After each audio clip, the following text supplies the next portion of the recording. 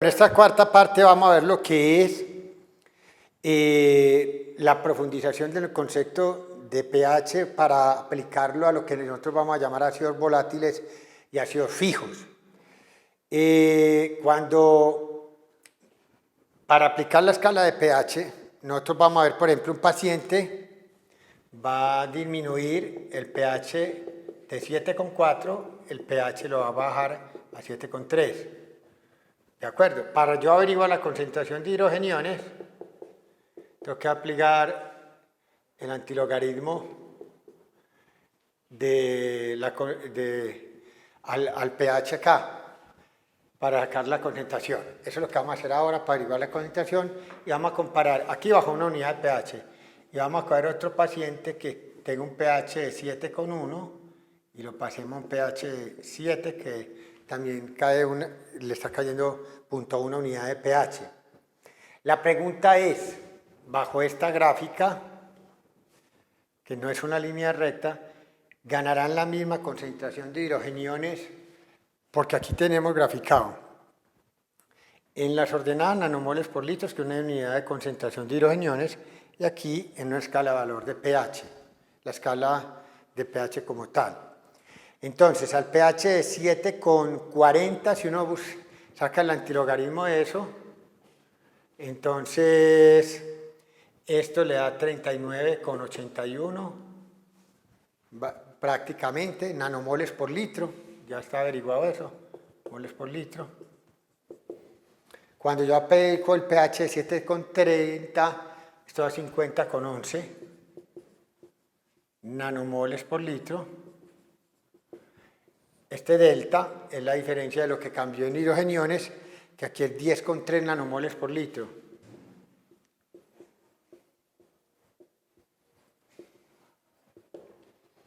Aquí vamos a colocar lo otro. Cuando la concentración es de 7,1, esto da 79,43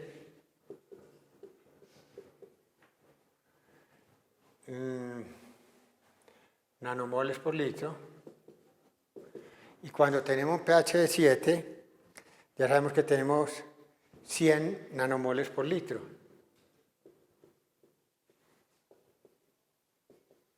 Bueno, nosotros hacemos este delta de hidrogeniones y ese resultado nos da 20,57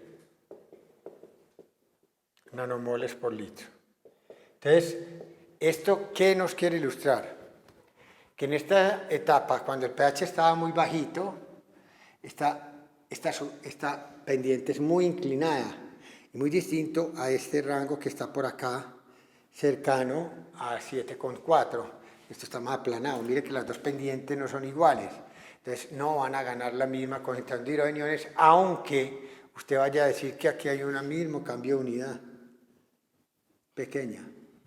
Eso es muy importante porque no podemos tratar a la escala con el tratamiento usual que uno normalmente hace. Eso muestra que no es una linearidad recta la relación entre pH y concentración de hidrogeniones. El cuerpo humano mantiene una producción continua de hidrogeniones y hay dos tipos de ácidos que vamos a tratar. Primero, vamos a tratar los ácidos volátiles y el ácido volátil que vamos a considerar a continuación, verdaderamente él de por sí no es volátil porque uno no expira ácido carbónico, sino que vale la explicación para lo que hemos hablado. El CO2 más agua forma ácido carbónico por la presencia de anhidra carbónica, por ejemplo, y esto se disocia acá. Este ácido se produce en cantidades infinitamente pequeñas y es imposible medirlo.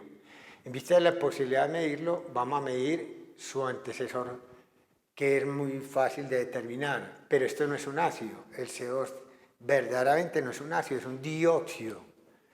Y con eso vamos a tratar de decir que aunque como yo soy la constante de equilibrio de esto, si hay 400 de este y uno, yo más o menos puedo saber cuánto hay de este sabiendo cuánto hay de este.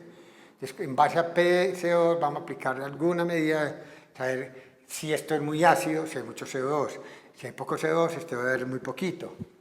Entonces esa es la idea con el tratamiento de la ecuación de Henderson que vamos a darle después, en la cual vamos a colocar el denominador, no el ácido carbónico, sino que vamos a colocar el CO2. El metabolismo aeróbico produce más o menos por mitocondria en fosforilación oxidativa en un día aproximadamente 13.000 milimoles por litro, milimolar de CO2 por día. Esto es una cantidad impresionante, porque nos quiere a nosotros decir que en un día vamos a producir la misma cantidad por ley de acción de masa de estos hidrogeniones acá, cuando nosotros producimos esto.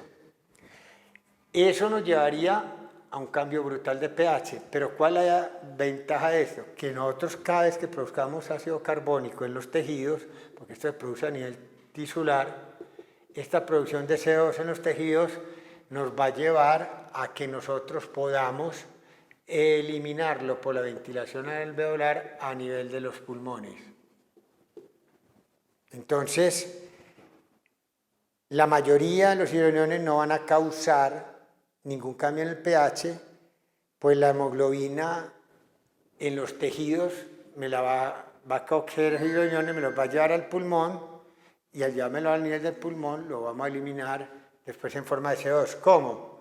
Simplemente cogiendo el CO2 que ya vimos en fisiología respiratoria, lo metemos al interior del glóbulo rojo, aquí hay anhidrasa carbónica, producimos bicarbonato, lo exportamos y el hidrogenión lo pegamos de la hemoglobina le pegamos este hidrogenión acá y de esta manera nosotros podemos buferizar este hidrogenión de una manera muy clara.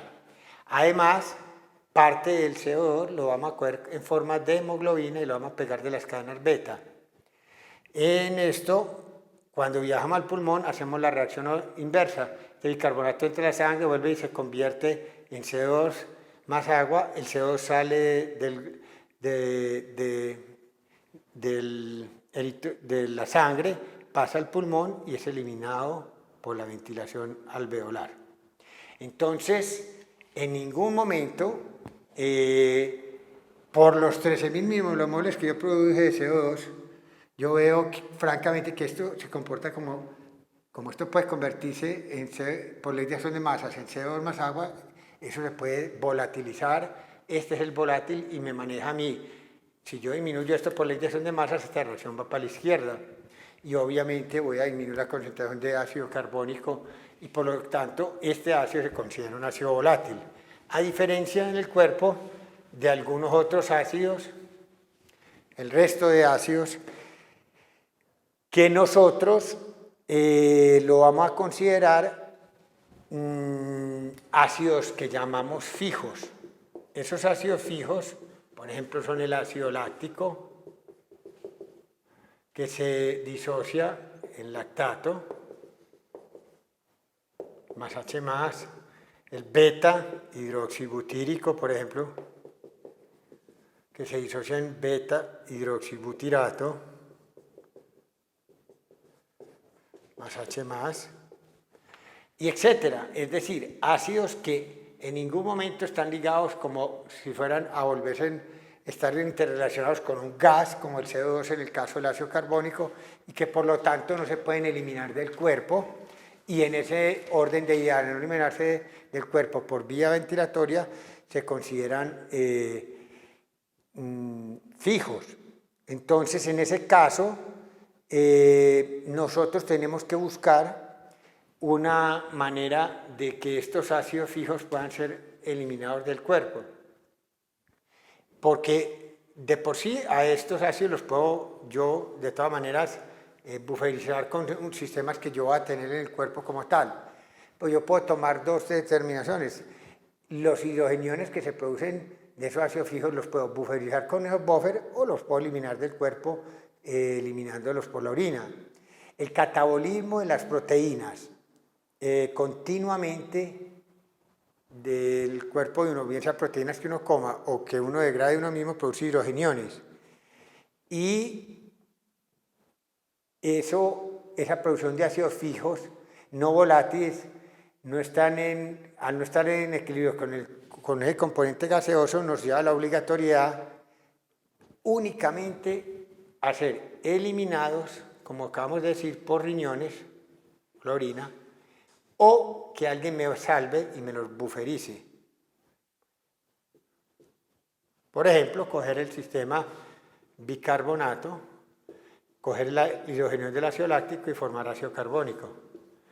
Ahí estoy buferizando un ácido que estaba libre y lo estoy cambiando. Un ácido láctico, estoy cambiando un ácido por un ácido más débil, en este caso que tiene una capacidad de disociación menor. Entonces, comparando la producción de ácidos fijos que uno tiene en un día, que no es muy grande, más o menos unos 50 a 70 mil equivalentes por día, si yo lo comparo con los 13.000 o 12.000 milimoles producidas en un día, por ejemplo, en CO2, esto es demasiado pequeño. Pero esto es muy bien manejado por la ventilación. Entonces, los ácidos fijos tampoco, por producirse en tan poca concentración en un día, cantidad en un día, no pueden ser descuidados por el ser humano. Cuando esto pasa, cuando los buferizo como tal y no los boto por la orina, pues obviamente esto va a generar CO2 más agua y esto va a ser botado por la respiración. Entonces también me va a llevar el sistema respiratorio, el sistema buffer, bicarbonato de ácido carbónico, que es un sistema volátil y abierto, me va a permitir la compensación para evitar una acumulación de hidrogeniones. El resto los eliminaré yo por la orina de los hidrogeniones, de tal forma de lo que yo produzca de hidrogeniones normal, eso es lo que debo eliminar.